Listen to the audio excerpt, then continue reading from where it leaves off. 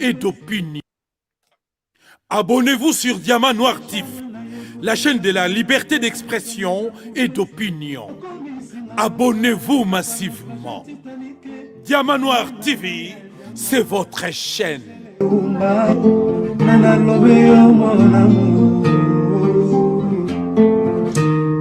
Fortifié de mon corps en cas de rechute. Alina kana bonela kailo kola bébé ya moi. Et qu'il a monena pesa kinga mumia suayeteo. Parce que nzoto na ye pete lo kola na malemba. Kolina na ya diama. Gisele Umba. Kolina na la chaîne de la liberté d'expression et d'opinion. Abonnez-vous massivement. Diamant Noir TV, c'est votre chaîne.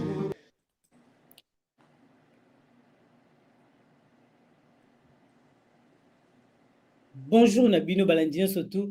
Il y a Diamant Noir TV au Bokoti déjà dans la émission Nabino Tozali Lelo les 10 Lelo les 4 juin. Na memi mbango.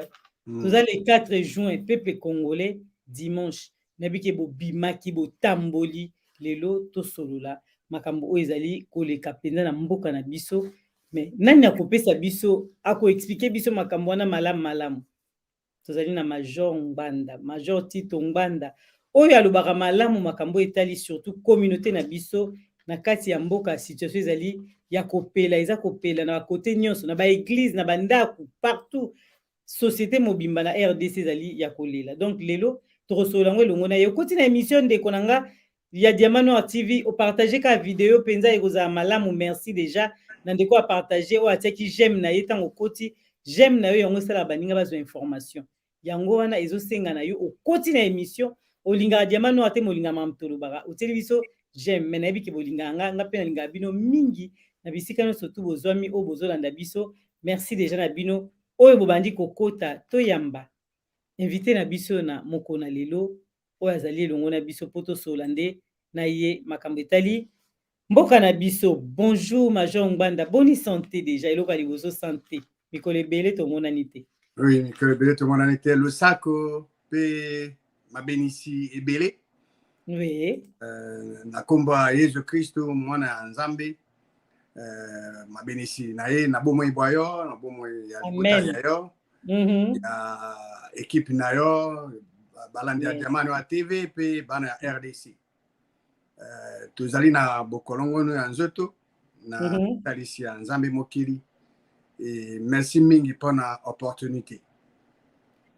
Vraiment, merci na yo Major Ngbanda biso ya koyamba yo to solo la pena makambo etali mboka na biso makambo ezali ebele tango mususu ya koloba na mokona lelo me biso lelo tolobi to kotuna muketo yo kayo mingi po tozana makambo misatu kaka totuna yo situation ezoleka na mboka ndeko na biso ba refulaki faut totuna yo yango et puis ba propos ya Jean-Marc Kabund lelo ya Augustin Kabuya komba Jean-Marc yelanga bolimbisanga ya Augustin Kabuya oyo epelisi moto na ba congolais nyonso to likambo wana tozo bengo mikolo nyonso po tozo luka kaka solution nango. Mais avant to banda ba mituna na biso Major tokoloba no nini ko yebisa ba congolais bazolanda yo tango mususu na mukuse soko linga yebisa ngo lelo eza dimanche nini ko yebisa ngo likambo moko avant biso to banda mituna na biso toza nango malobe pa na yo.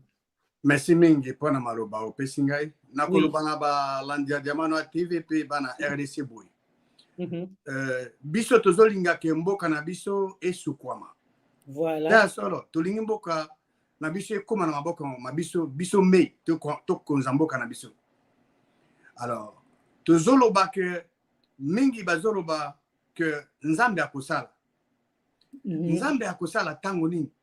Ouais. Nzambe akosala tango yonde komwasi yonde komubali yo zuba action esiko yo zali eyenge bene na liloba ya Nzambe po ete tosukola mboka. Considere mboka na biso lokola ndako ya yo esiko ovandi eke na kati ya ndako na yo nyoka oyo ebomaka ekoti poza na kimia na ndako wana il faut sala de tout possible osala manso oyo koki kosala po ete soit nyoka wana ebima na kati ya ndako ekekende soit nyoka wana ekufa. E mabele ya RDC Nzambe apesa biso yango et tozila te ke moto auta libanda kosalisa biso esengeli biso moko tozwa ba action eyenge bene na liloba ya Nzambe po ete s'approprier mboka na biso et surtout avenir ya mboka na biso. Maloba epano mama Gisèle.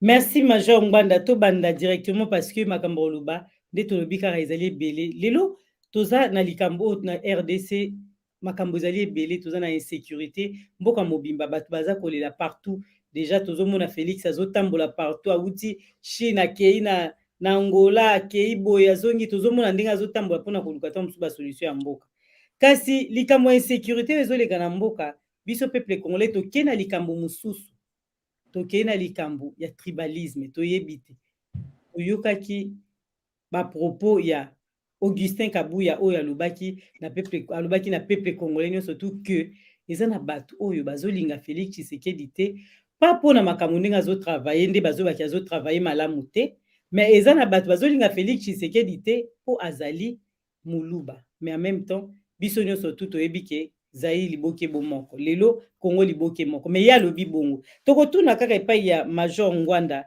nini okoki koloba to analyse nini okoki kosala na makambo oyo lolenge Jean-Marc Kabunda alobaki nalobi pana Merci maman Gisèle Kabuya alobaki pardon okay. Jean-Marc ezwe na mutuna okay. Merci mingi maman Gisèle pona mutuna mwayo nakoloba boye surtout na balanda Diamano TV bana RDC à chaque fois que ozo solo na bato esengeli kozwa maloba ya bato analyse yango na liloba ya Nzambe pona ni po liloba ya Nzambe ezali mwinda ezali lumière et liloba ya Nzambe eloba tokoyeba nzete na bambuma nango Monsieur Augustin Kabuya a kosi. Il a menti. Tozali na 450 tribus. Peuple congolais ba tribu à RDC. Basé sur ba tribu toyo bazalaka na 1960. Peuple congolais a ko raisonner tendenge bato bazali ko raisonner en 1960. Il y a bosani que tozali na 2023. Bato basi bakoli. Bato bazalaki sous la direction de Mobutu a inculqué bango l'idée wana option wana ya unité ya bomoko motu moko te azoko linga ina ba tribu mosusu wana kosi mais si ko to analyser likambo wana ya lobi à la lumière de la parole de Dieu na mokilo tozali na banzambe mibale nzambe oya kela likolo na sena biloko biso Tata Yesu Christ nzambe ya mwinda nzambe ya vérité ya bosembu ye nzambe wana zana bana baye bo bazana elimu esatu na ye de l'autre côté tozana nzambe oya se zabulu ye azali mobomi ye azali nzambe azali tata ya lokuta ekomami na Jean chapitre 8 oui verset 44 azali tata ya lokuta azape na bana na ye bana na pe ba buka kalokuta kaka ndenge bazopema exactement ndenge Kabuya asali abuki lokuta kaka ndenge azopema lokuta munene que peuple congolais ba tribu nyonso na bazoyina ye non pas parce que pona musala na ye bazoyina ye parce que aza moluba c'est faux eloko nini azoluka ye azoluka a diviser bana ya RDC c'est ça eloko azoluka. Normalement, dans beaucoup ezalaki que justice ezali indépendante. Il fallait déjà interpeller, kangaye, sambise approuver à lakisa et si kani de ba tribu mosusu bazo yina Tshisekedi parce que za moluba. Non. Mais il y a akolo bater na sens wana parce que il y a tozana bato baluba oyo bazali bato bazali na mayele bazana na basse ça n'engwana te o yazoloba mais yeso ki alingi que a aidé Félix na bokozi na ye mais il faut lukandi a contribuer pour la unité ya mboka pour la unité ya bana RDC ça de sorte que nous autres RDC et fonctionner lokola nous autres corps physique omoni bango bazolinga baumela mais il faut batala bazonga sima Pour nini maréchal awumelaka. Panzela biso. Tozola. Parce que maréchal ezakite que azai ko promouvoir azo focaliser na tribu. Ye moka loba biso ki alinga za la mokonzi ya tribu. Bon, atiki ko za la mokonzi ya mboka, akino za la mokonzi ya bangandi. Mais tala ba premier ministre ya zaga nango. Ba premier ministre a nommé combien ba bikolo bisusu.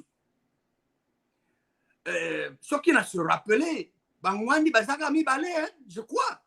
Ezali Sambwa pardon, na Kengo. Le reste est bon. Donc, ezaki bato basus, mais bazaki ebele. Tala ba konzi, ba ministre na ye. Tala ba directeur à cabinet na ye. Mais yo soki bolingi boumela. Mais esengali bo éviter division, bo éviter tribalisme, bo sangisa bato. Et c'est ce que la parole de Dieu recommande. Le Banzambe dans 1 Corinthiens chapitre 1 verset 10. Ils ont recommandé biso que tous dans la division que tous dans la parfaitement unis, la même intelligence, puis dans le même sentiment. En faisant comme ça, eko lingisa yé mon konzambo kaza na bato ban so ba tribu. Vraiment c'est là où l'idée on a l'obaka déjà la proposition na salaka déjà que le parlement wana normalement parlement na biso il faut chaque tribu est la représenter. Nous en a 450 membres du parlement. Tribu est la mouké, tous à mounene est la représenter. Pour éviter division, pour éviter tribalisme.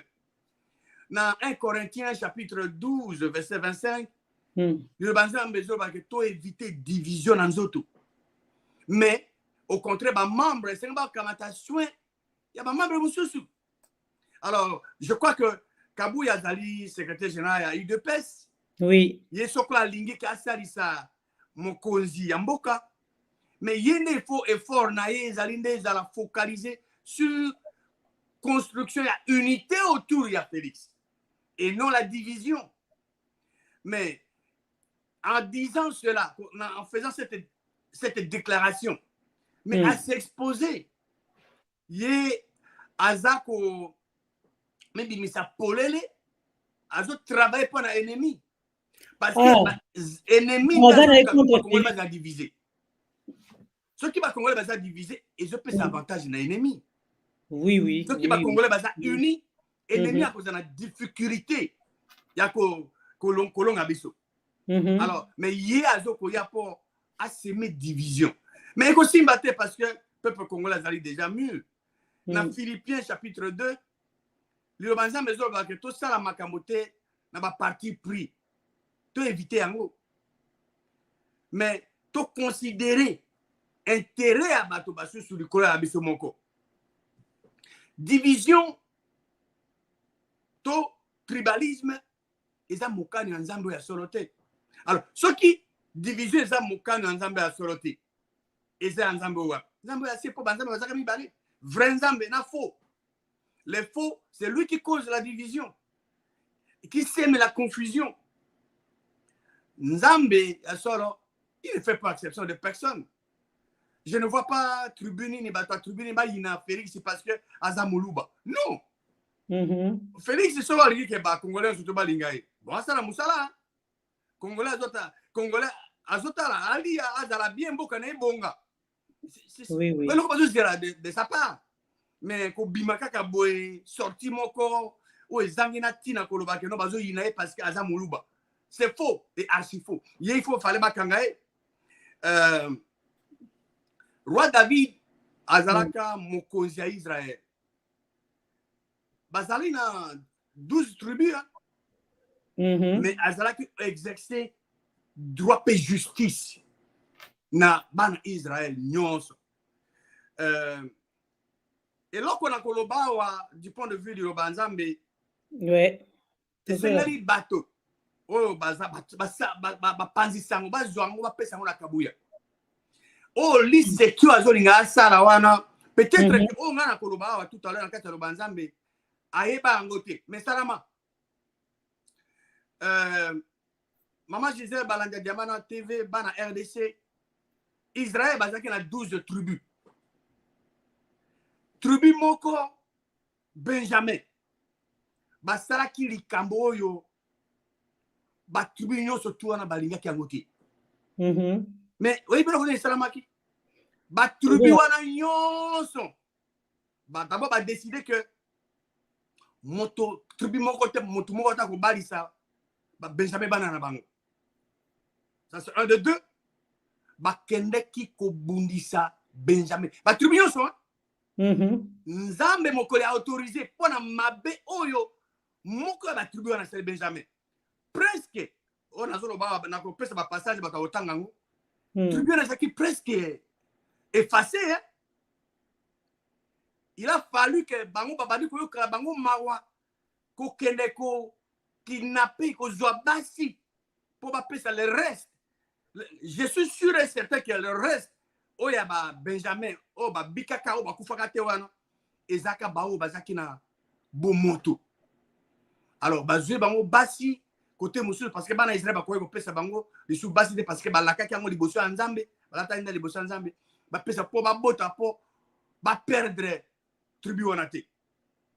Je crois que l'iseki oyo nani kabuya zo sala et sengela yeba que eloko et salama na kati ya parole de Dieu ezali que ba tribu nyonso sur les 12 11 basangani ba keko détruire Benjamin pour Benjamin sali mabe.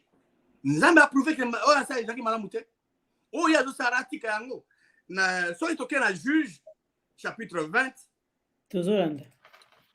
à partir du verset 33 le dit que tous les hommes d'Israël quittèrent leur position et se rangèrent à Baal-Tamar. Et l'embuscade d'Israël s'élança du lieu où elle était de Marie-Gulbéa. Bana Israël, les 11 tribus. Bango basalelaki tribu moko, batsalango embuscade. Tout le monde a le banzambe. Ils allaient fiction, ils ont réalité. Verset 34 le bini. 10 000 hommes choisis sur tout Israël arrivaient devant Gulbéa. Le combat fut rude et les Benjamites ne se doutaient pas du désastre qu'ils allaient éprouver. Verset 35, l'Éternel bâtit Benjamin devant Israël et les enfants d'Israël tuèrent ce jour-là 25 000 et 100 hommes de Benjamin, tous tirant l'épée. Bana ya Benjamin bazaki na bateau bazoko bunda.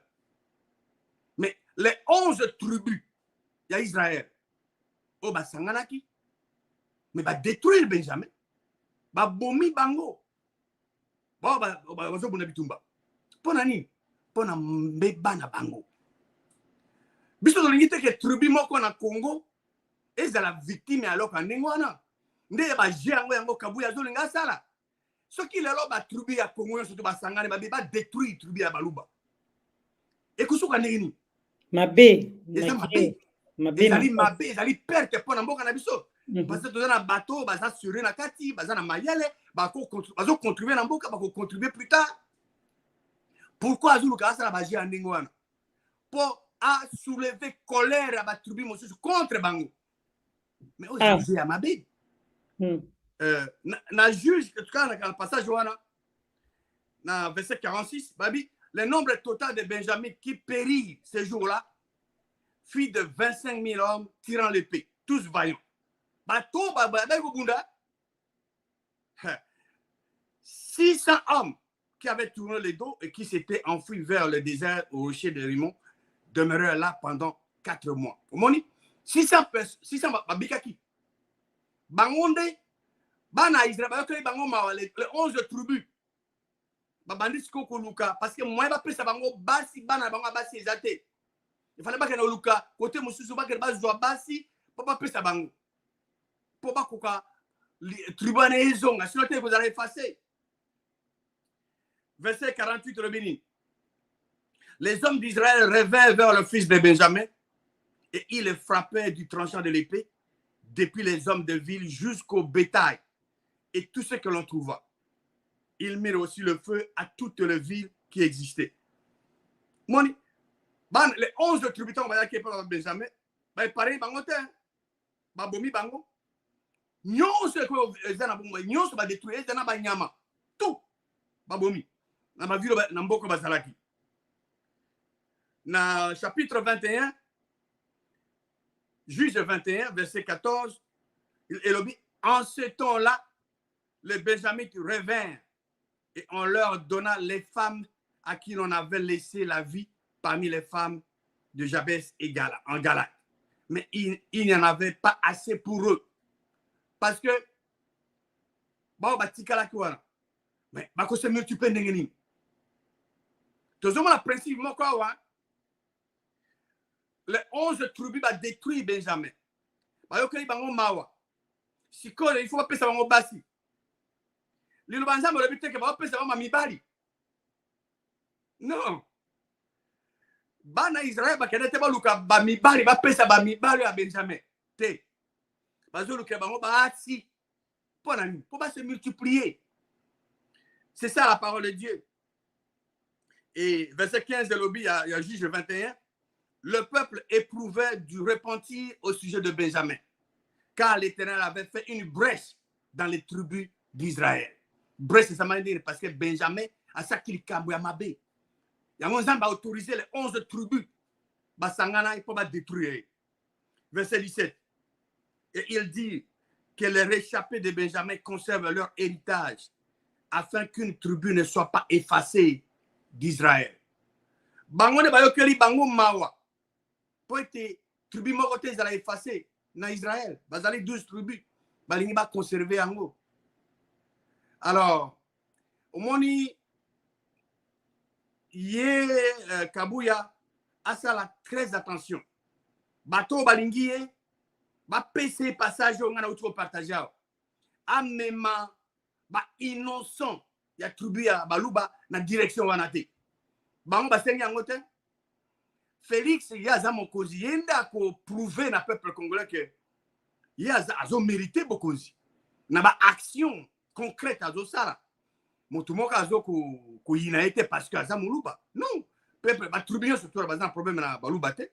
Atika jewana et je crois que ce qui bateau baza na justice bazali vraiment que tous la justice indépendante ba se saisir na motoyo a approuver puis ba kanga ba condamner malheureusement pas maman Gisèle. Dans ce côté hein. Bango ba bengisi kaka Daniel ba invité kaka Daniel Safunde akende par rapport à Daniel Safabi azali ko ye mutazana ko loba maluba na ndeza malamu te. Mais Augustin Kabuya non to yoki te lo mona ne loba mite. Mais en même temps yango nde muteza makasi ndingo lobi o eza moto ko pesa moto mboka mbeziki eza maloba ya Augustin Kabuya. Mais ce to landi malamu major avant na tuna question mibale. So to landi ndingo lobi on dirait Augustin Kabuya azana bolinga Félix te donc azo travailler pour na banguna. Mais c'est ça, azo été. Parce que bon, et ça normalement Félix a réagir hein. Oui. Oh makambo ya loban etali ezangate. Parce que eza lokola ironie azo confirmer que Félix azo sala musala te. Ah, donc il m'a profité. Il m'a azo mais azo kosa que non azo inae parce que aza muluba. C'est faux. C'est du mensonge qui vient directement de l'enfer. Peuple congolais donc ba tribu mosusu bazana problème na baluba te. Non. Kabuya kosi. Il faut penser normalement il faut landira ba kangaye. Parce que et puis je crois que pour na bien à Félix, il faut longola mutune on a pene nae. Ben oui, muté ya rapport azo ruiner réputation nae. Mais normalement à supposer que les 440 le reste de la tribu bango banso ba tombo ki lela sikoy contre baluba yo surtout. Et ko zanini. Bato be ba okufeza mabemi. Ba innocent. Oui. Tala ezia lingasa. Jimoko donc bali za insécurité akuna ba yana ngo sikonde na kati ya capitale au fait mais Félix azo comprendre te.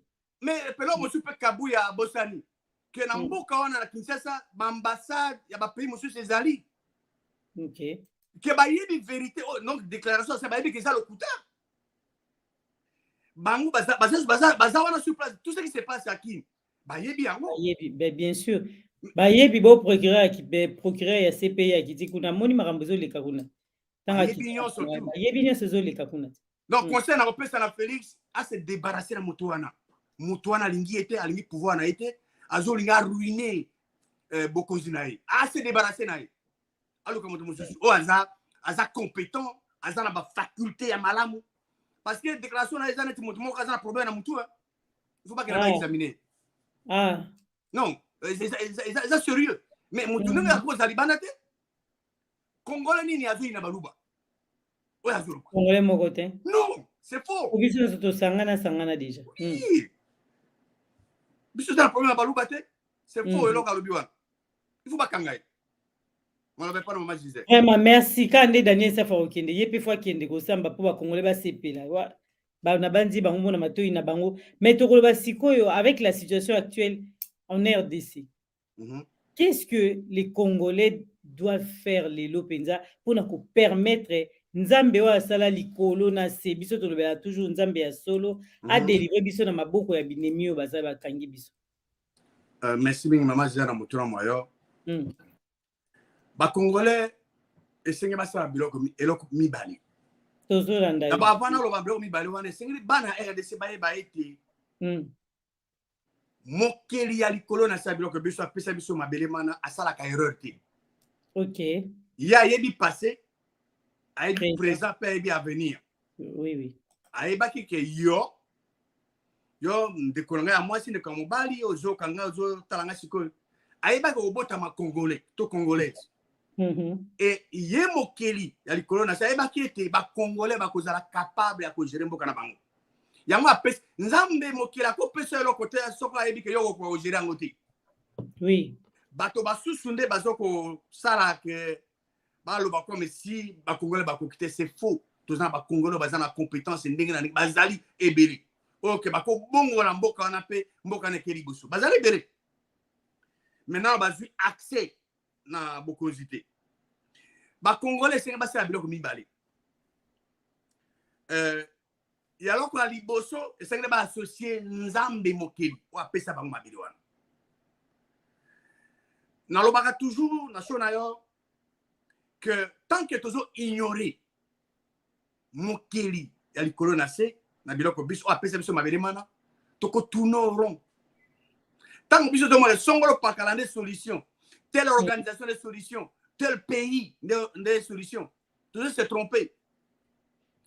Biso esengalito liboso to pesa confiance biso le pa Nzambe comment na lo sambo eloko liboso ngwana mais détails ezali très important ngo tango yo sambeli eloko mibale esengo sala esengelo yiba ba action oyo kozwa na lo sambo ucho sala na pesa ndakisa yo zo luka musala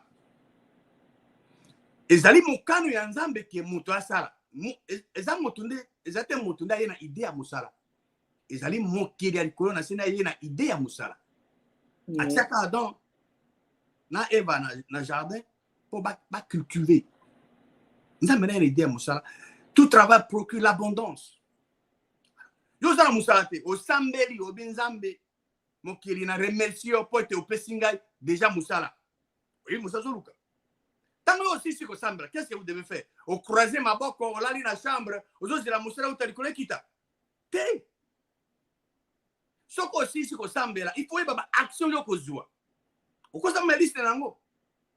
OK? Na ko tala ba compagnie boena boy, na ko sala demande nangai. O ko benga ba na téléphone o ko tuna. O ko solo na bande ko musu ba sala ba compagnie wana. Est-ce que ma position est disponible na ko sa demande? Yo zo ba action pendant que zo action mokili ya likolo na se wa rendre disponible musala ako guider yo pour kutana na bato ya solo ba guider ko musala.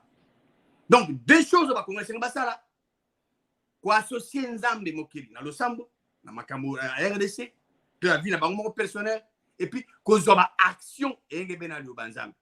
C'est ce que les enfants d'Israël avaient fait. Na sina lo bana sio na yo que yo tunanga obini mais bana RDC basambela ka mingi ndenge nini Pour que je change. naloba na on a dit que bana RDC basambeli nano d'une manière authentique. Mokolo bakosambela d'une manière authentique. Oui. Mokeli yako yanola. Asanjaka te. Il a respecté la condition. Condition a pessoa que tu as rempli à honorer l'engagement. Na RDC 99% ya ba mangomba bon basambela ka Jésus. Bango pour la bango Jésus dans Nzambe na bango pendant que Jésus-Christ ya lobi ka zani mwana Nzambe. Pendant que Nzambe na ce que Jésus-Christ na bawa Nzambe azana ngbende na bokonza avandi. Mais avandi si mwana na loba kona mobali. Il y a un médiateur entre Nzambe et Bato. Alors, biso, il faut tout ganga. Biso bana tout ganga d'une manière authentique. Dès bana Israël ba ganga ki. Dans Exode chapitre 3 verset 7 à 10 ba kotanga. Bana Israël ba ganga ki. Cela veut dire ba sambela ki. Cela veut dire ba associa ki Nzambe. Alors, tant que Nzambe a tindi à répondre, le Nzambe sur bana verset 8 il y a Exode 3 que Nzambe a quitté pas délivrer bana Israël na maboka bana Israël bana Égypte pe ambe mabango na nini na mboko ya pone pona bango elo ko Nzambe asali Nzambe mokiri atindeli bango Moïse. Alors tango Moïse ali bana Israël ba yokaki a sololi na ba ancien ba yebisi bango directive balandi mais babimaka dégâts moko des côté ya bana Israël. Alors biso bana RDC comme tout le peuple du monde entier bazana droit na bango biso pe bana RDC tokoki jamais ko accepter que bikolo bisusu bazwa manduki baya ko attaquer biso na mboka na biso. Je crois congolais moko na moko to congolais za comme na pas que akoyi ko jamais ko accepter le connaît et traverser intelligence naïe que a accepter ba nation bikolo bisusu bazwa manduki ba kota na mboka na biso ba buma bande connaît bazo sa sikoyi omoni le banzambe eza bosoro eza vérité le banzambe eza mwinda yango ne ezo éclairer biso nzela ezo la biso nzela to kendi peuple congolais la RDC to ba peuple mususu ya mokili biso to ko s'inspirer na ba action oyo Nzambe a consigné na kati ya liloba na ye po ete to se libérer to kamata to s'approprier na avenir ya mboka na biso ba action ezali ebele eza kati ya liloba Nzambe. Mais nalobi ke po biso tozala délivrer ba congolais senga ba sabilo ko mibale le sambo ko associer Nzambe na makambo bazo sala et puis ba action siko totala le sambo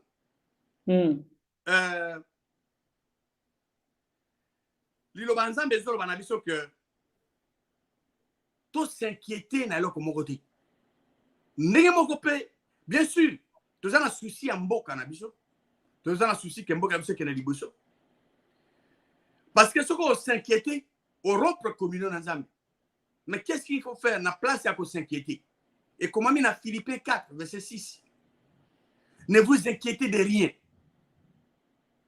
Ko s'inquiéter dans le côté, mais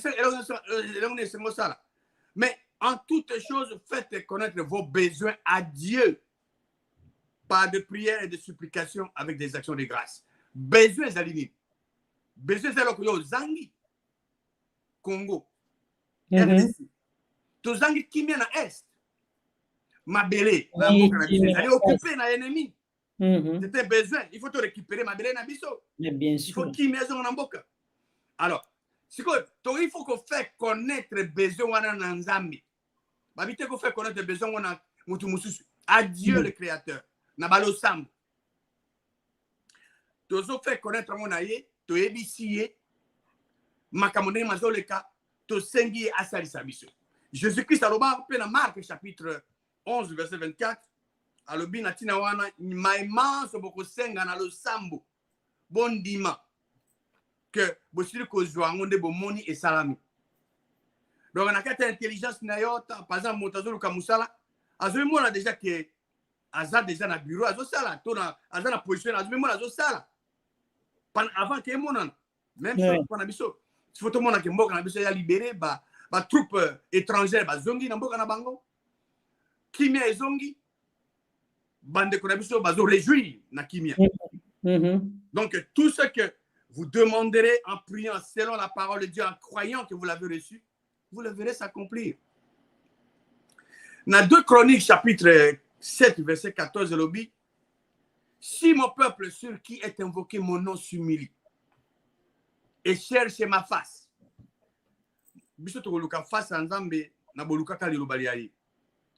et s'il se détourne de ses mauvaises voies, je l'exaucerai de cieux, je lui pardonnerai son péché et je guérirai son pays. RDC est gravement malade. Hein? Oui, oui. Bien sûr. A guérir RDC. Vraiment. Pour tout ça, c'est un problème. Le principe est là, que Seigneur est tous humilié.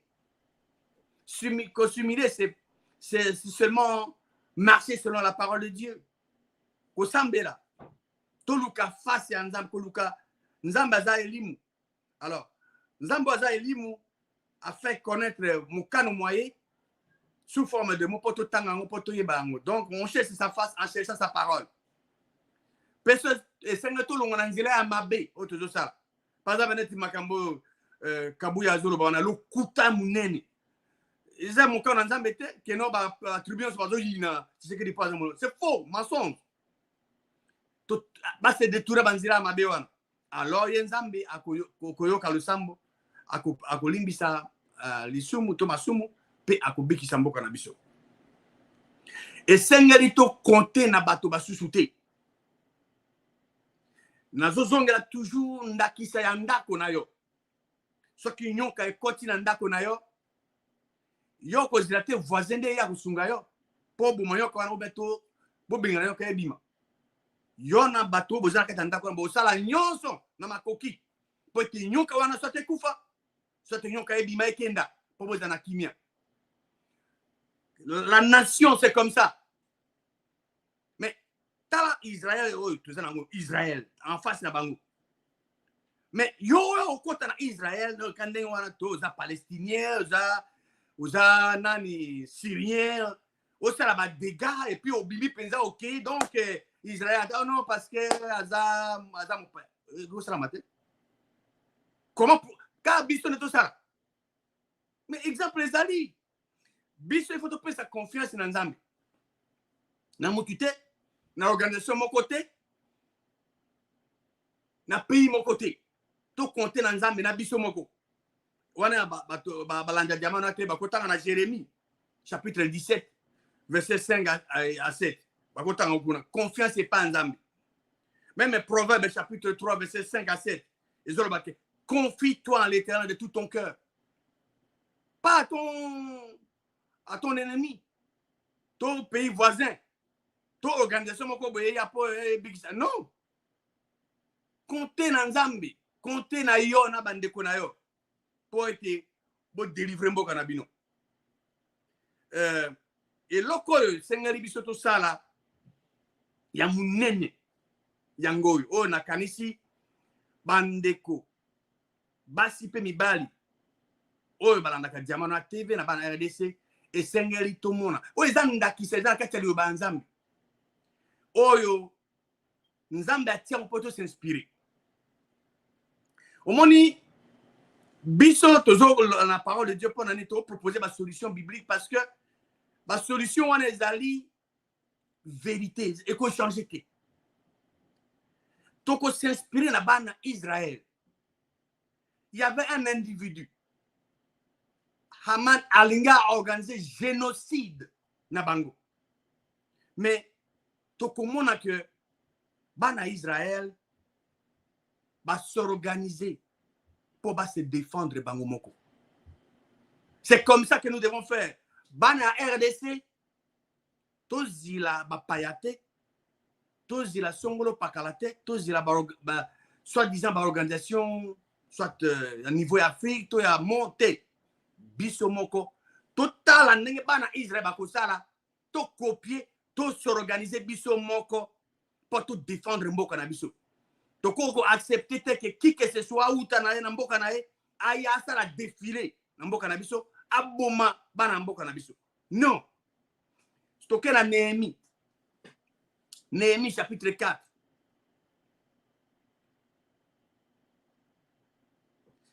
Awa, verset 8, ils se liguèrent tous ensemble pour venir attaquer Jérusalem et lui causer du dommage. Nous priâmes notre Dieu et nous établîmes une garde jour et nuit pour nous défendre contre leurs attaques. Ngai nako partager na balanda Diamano TV na bana RDC exemple mibali. Exemple liboso yango tozomona awa na Néhémie. Oya Haman tokotala ngo exemple mibali. Awa bana Israël Néhémie na bato musu ba rebâtir mur à Jérusalem. Mais bato basusu balingi ba yako détruire bango. Basambeli. Mais la parole de Dieu dit que bazali ko kengeli. Ba établi ba garde jour et nuit. Pendant se défendre contre l'attaque à l'ennemi. Néhémie 4, verset 13. Donc je plaçais dans les enfoncements derrière la muraille et sur les terrains secs, le peuple par famille, tous avec leurs épées, leurs lances et leurs arcs. Les peuple. Nde ba déployer bango par famille, bazana ba épée na bango, bazana ba lance na bango na arc. Ezali baza pour se protéger. Biso pe na RDC, nous devons faire la même chose. Et c'est le gouvernement na katia quartier, na katia commune, na district, na territoire. Donc essayons tous s'organiser. Pour te permettre de bateau abikolo bisusu. Oh, ba ennemi na biso ba ya ba sakana na mboka na biso. Tozomona wa. Ndakisa. Verset 14. Je regardais et m'étant levé, j'ai dit aux grands, aux magistrats et au reste du peuple, ne les craignez pas. Au moni, à chaque fois que Nzambe azolo banabana bae, alors ba toujours bang à terre. Souvenez-vous du Seigneur grand et redoutable. Et combattez pour votre frère. Biso c'est ça. Bande ko na biso bazana est bazosi la. Na Ituri. Biso mutu na moto esika azali. Il faut luka abunda pona bango. Et après si ba inspection wana abibo bunda pona ba frère, pona bandeko, pe ndeko basi pe mibali, pona basi, pe pona bandako na bango.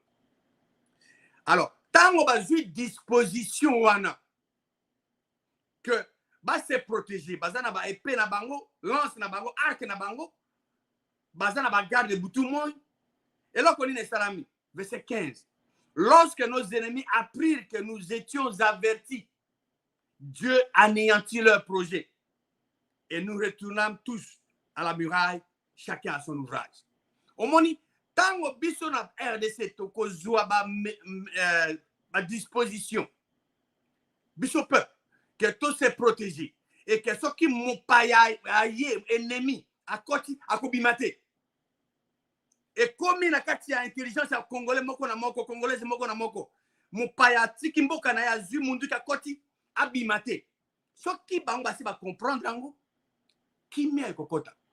Mais tant que tous les petits cabons bazo sakana na biso bazo bima bazo zonga, ba on continue koya. Alors, verset 16 que depuis ce jour-là la moitié de mes serviteurs travaillaient et l'autre moitié était armée de lances, de boucliers, d'arcs et de cuirasses. Les chefs étaient derrière toute la maison de Juda. Basu bazo sala la moitié mususu bazaki na balance na bango. Bazaki la bibundeli na bango. Et sengali peuple a s'organiser. Bazilate que et où t'as l'icolo. Non. Parce que bien vous êtes victime. Faut peuple s'organiser.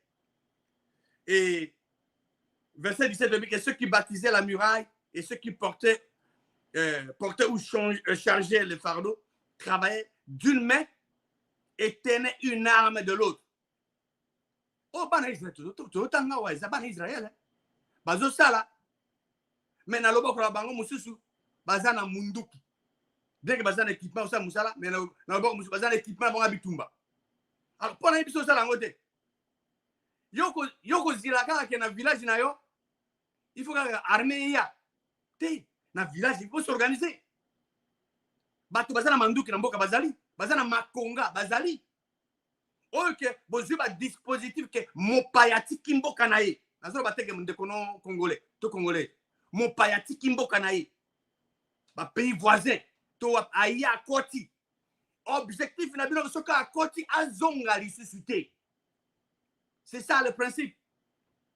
Et tozomona wa na exemple liboso wa bana Israël ba osala. Exemple mi balé na koloba ezali ya ezana na buku Esther chapitre 8. Awa disposition ces hommes qui déjà ba mikanda ekende qui alerte c'est ça mais que ba boma bana Israël les Judéens. Mais il fallait sikoyo bateau parce que Mardoché na Esther va travailler pour être bana Israël va se défendre bangumoko. Dans verset 11, il dit que par ces lettres, le roi donnait aux Juifs, aux Judéens, en quelques villes qu'ils fussent, la permission de se rassembler et de défendre leur vie. De détruire. Donc, autorisation, et ça, que Bango Moko va se rassembler pour défendre Bomo na Bango. Et ça, que Basorane va défendre la vie na Bango. Yo na village. Yo na kata quartier. Na territoire. Na commune. Et c'est les boyokana. Pour s'organiser, pour protéger Vinabino. Pour défendre Vinabino. Et puis, de détruire, de tuer et de faire périr avec leurs petits-enfants et leurs femmes, tous ceux de chaque peuple, de chaque province qui prendraient les armes pour les attaquer et de les livrer leurs biens au pillage.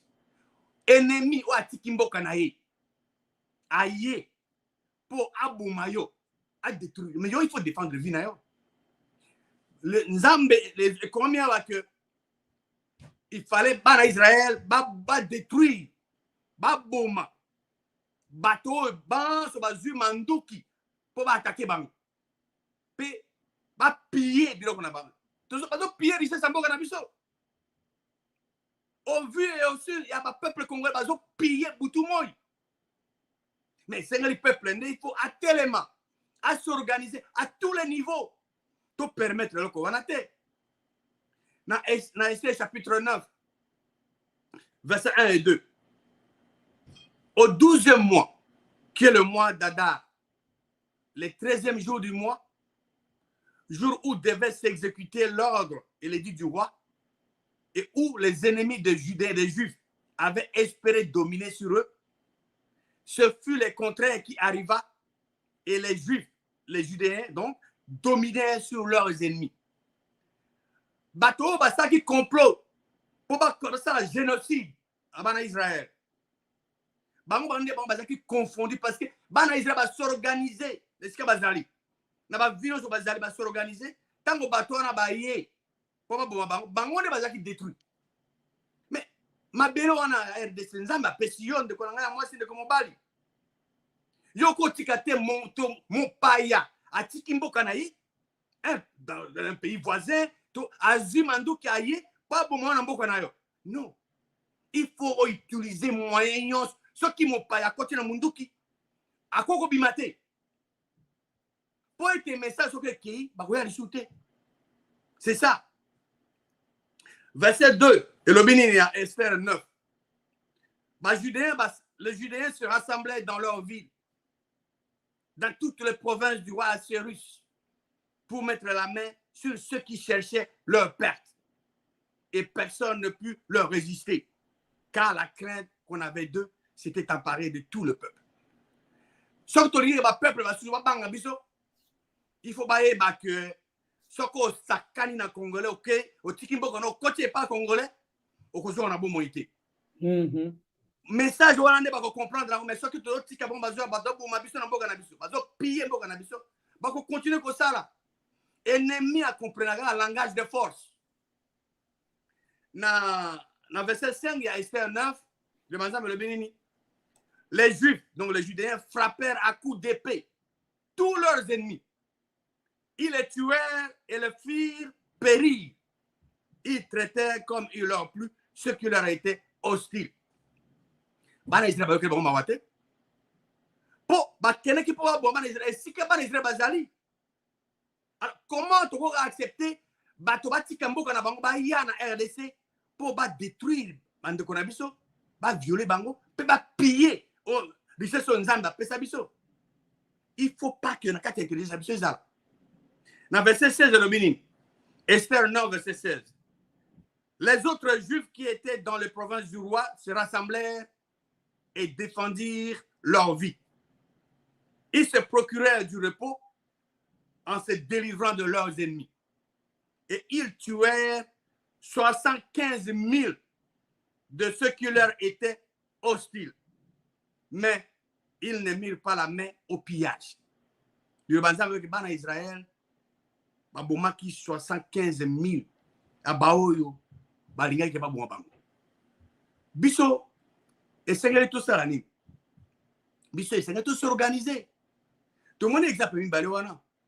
Bien sûr, toko sambela. Mais tant aussi si ko sambela, il faut y avoir action au kozo. Pour nous intervenir. Biso mon copain na RDC c'est la même chose. Toyebi que mabele na biso allez occuper na ba ennemi. Toyebi que ba ennemi na biso azwa na mboka na biso pour ba piller ba richesse na mboka na biso. Ezala na petit village. Ezala na localité. Ezala na commune, ezala na territoire à tous les niveaux. Bateau, va s'organiser. Bon, bazana makonga, bazana va s'organiser.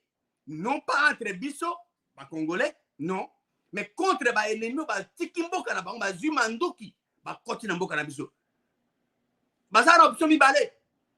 Soit de bazonga na mboka na bango, soit de moi bazonga sur les athées. C'est ça le message que nous devons donner. Moi, je ne pas de maman disait. Mon Dieu.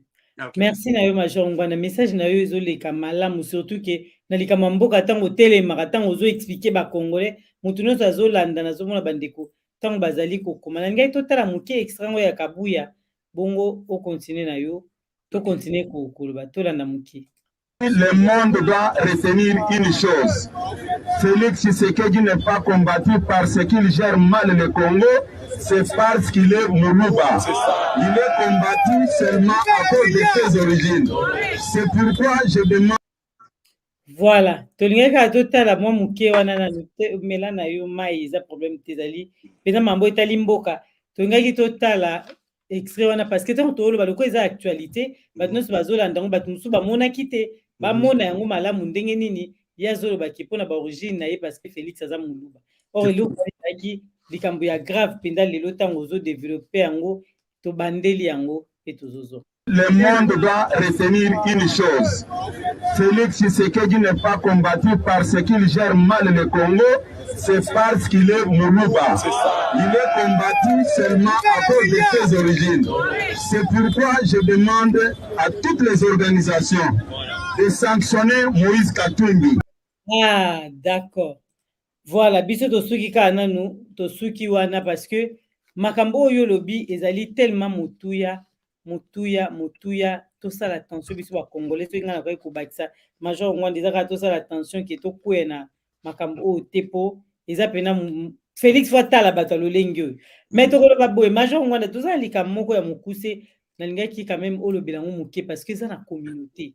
Ezali na ndeko moko ya mobali azali musicien na poto azali 20 ans mais lelo nde tozosolanga na yo azolia na Kinshasa o ezamboka na biso eza mabete mais tokenda ngo na voie normale kokende ya soki batine babwaki ya robwaka ezara mwa pasi ndeko wana bandeko bazoluka azonga bandeko mususu bazosangisa na moni batindelenga liste na bon mais na mbala sima to ba moni liste ba musicien mwa moko mo bandi ko sangisa mbongo po luka ndeko azonga kasi pourquoi tolobi likambo wana po ezali pe actualité lelo na poto bandeko ebele ba video ezosala surtout na TikTok bazosala ngo mingi que ndeko azongi ezali bandoki bakoteli ye nde milimo mabe ememi erefule ndeko na Congo, mais biso toyebi ke barefulaki ye moko alobaki ke bakangaki ye na train nde afutaki tike te ndenge ezalaka lokola azalaki na mokanda te, azalaki na droit de quitter déjà, ye azotambola nango nde azotambola bongo epo azomata na train nde bazongisi ye na Congo.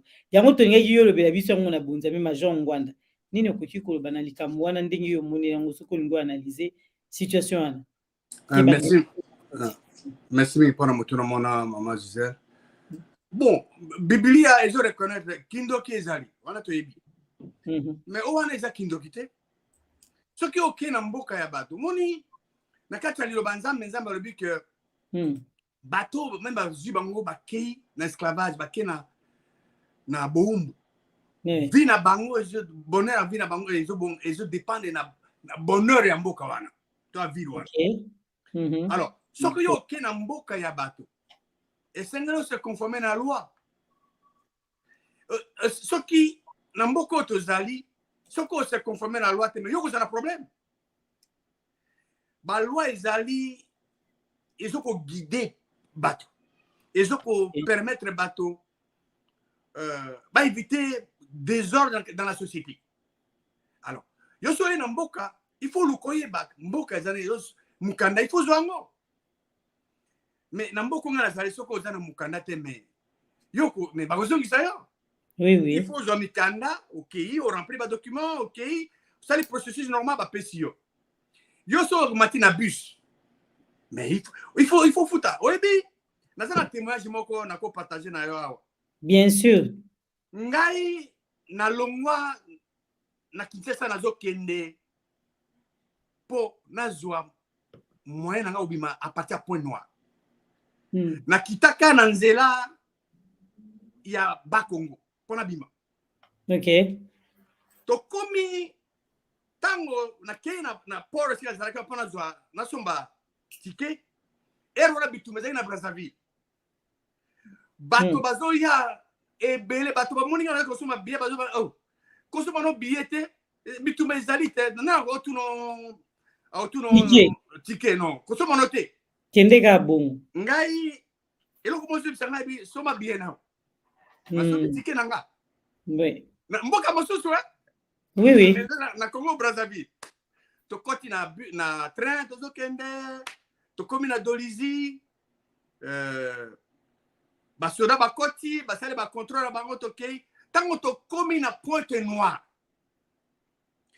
moto moko azwi mégaphone alobi bato banso baza na ticket baleka na droite babima na droite bato banso baza na ticket te babima na gauche. Imaginez-vous maman Gisèle na mboka ya bapaya ngana za na ticket na futaka ticket te sala futaka te mais na bikaka parce que tango na laxi ticket na baleki singai nde na bimaka sino me bakanga me bazo sanga na Brazzaville mais ngana za soda so bakanga na tati pa za kroko mais oui aïe so landaki bato batindaki yo. Voilà, c'est pour vous dire que soko ke na mboka ya bato il faut oyeba mibeko ya mboka wana o se conformer nango eza pona bien na yo pe eza pona bien bato ya mboka wana mais soki yo obi ke o se conformer te ba conséquences ezali ebele hein conséquences musu yango wana. Donc conseil na opesa na bandeko o bazali banda okei olongwe na Congo ke na mboka ya bato basusu la meilleure chose ya kosala o se conformer na ba loi ya mboka wana po ete okoka ko jouir mana ba bien fait ya mboka wana conseil na opesa yango wana. Merci na Major bandeko nyonso tu balandi yango bayokaka mpenza pe en plus oka bakomi kobwaka bato mingi balingi biso na bamboka na bango te so olingi babwaka yo te na kimia nyonso tu fokendaka no nde bango bazosenga tika bakiyanke na mboka bato totika bakiyanke me ndeko toyebiki ya kozonga donc rien à voir na kindoki na suka mpona olobaki eza makambo ya kindoki nanu te kindoki eza wana te na biso moko. Merci Major bato balandi yo lelo bakongolais tobaki opesaka oyo olobaki wana yango tokotikela ba maloba nini okoki kotikela bango mpona lelo na oyo tolobi te maloba eza epana. Merci mingi mama Gisèle bana RDC esengeli biso tozala confident tozala na croyance na bondimi et pas ya mokeli ya likolo na se apesi biso mabele tozala uni tozala divisé te to éviter tribalisme to éviter division moto aye na idée ya division moto aye na idée ya tribalisme bwaka libana biso tokotikala un tozala uni bomoko et pendant la situation en mboka na biso esengeli tokoma au point oyo ke esika yo ozali yo ndeko mwasi ndeko mobali okoki jamais ko accepter que mopaya moto oyo aza auti na ekolo mosusu azwi manduki aye na mboka na yo aboma bandeko na yo apie mboka na yo to accepter ngo te esengeli to s'organiser na niveau nyonso tozali moto na moto aseki le concerne na moyen oza nango po ete to éduquer to ebisa bandeko basi mibali o baza na mboka partout bazali bazwa conscience que mokili ya likolo na senda pesa bango mabele mana ayeba ete bako gérer yango baza capable to accepter te que bato baya koboma bato bandeko na biso na mboka na biso pe ba piller makambo ya mboka na biso ya richesse ya mboka na biso. Il faut biso tous action. C'est pendant que nous s'organiser au kabana Israël basalaki tout le monde qui na ndenge construire mur à Jérusalem ndenge ba judéen basalaki basorga pa se défendre bango moko tango tozo sala ndenge moko nzambe asalaki bango nzambe wana mokili akosalisa pe biso po ete tolonga bango na babiso maloba pa na mama Gisèle. Merci na major toyo ki biso surtout message na yo mbande kombote na bino na mwende bozo koma feti malamu oui mais tozala kolela na mboka nde tozola na major azolo basiko lingi bandeko ba konze kolanda yo parce que tolobango toujours ba konze kolanda yo il faut kopesa bango quand même mikonyo sezara bongo major ngwanda pesa bango te mbote na bandeko nyonso tout libota mobimba oya yo pesa bandeko bali kolanda yo. OK bandeko baso balingi bala na ngai bon nazali na chaîne mibale na YouTube ezali na PPVN wana ezali Matea ezali kuna ebele na ya Lingala ce que olingi Matea na français OK na Kedi la parole de Dieu Kedi la parole de Dieu kuna Matea mazali na français donc okope kotika nga message soko za na question okotika pe bato nsu basalaka mais bato fo ba ya rappel na lingombe za kuna na États-Unis te mkomsuto ya kuna na kata lingomba te bon ngai nga na musana ngai côté ya. Merci. Mais bato bakoya na Amérique pourquoi ba ya te bakoya na bango.